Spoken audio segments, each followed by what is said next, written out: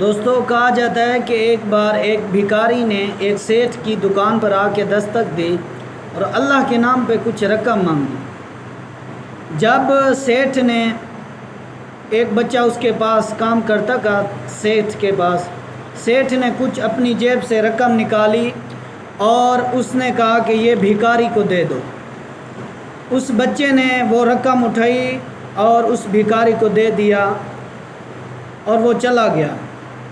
جب بھکاری چلا گیا تو بچہ واپس آ کے اپنے سیٹھ کو کہنے لگا کہ سیٹھ صاحب، میں نے دیکھا ہے کہ وہ مستحق نہیں تھا، کہ وہ پیسوں کا مستحق نہیں تھا، کہ اسلام میں تو صرف مستحق کو دینا جائز ہے۔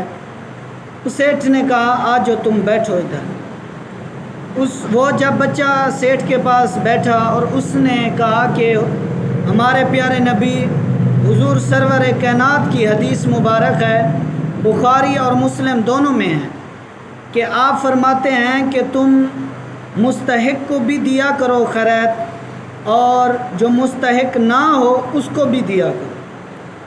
پیارے آقا صلی اللہ علیہ وسلم سے کسی نے عرض کی، یا رسول اللہ، ہمارے ماں باپ آپ پر قربان، میرے حضور مستحق کو تو دینے کا ہمیں سمجھ لگتی ہے، لیکن غیر مستحق کو ہم کیسے دے سکتے ہیں؟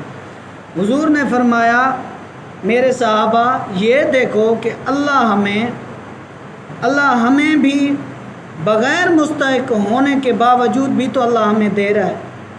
ہم مستحق نہیں ہیں، ہم اللہ کا شکر گزار ہی نہیں کر رہے، لیکن پھر بھی اللہ، اس لیے ہمیں یہ نہیں دیکھنا چاہیے کہ کون مستحق ہے اور کون مستحق نہیں ہے، بس اس نے جس کا نام لیا ہے بس اس دے دینا چاہیے۔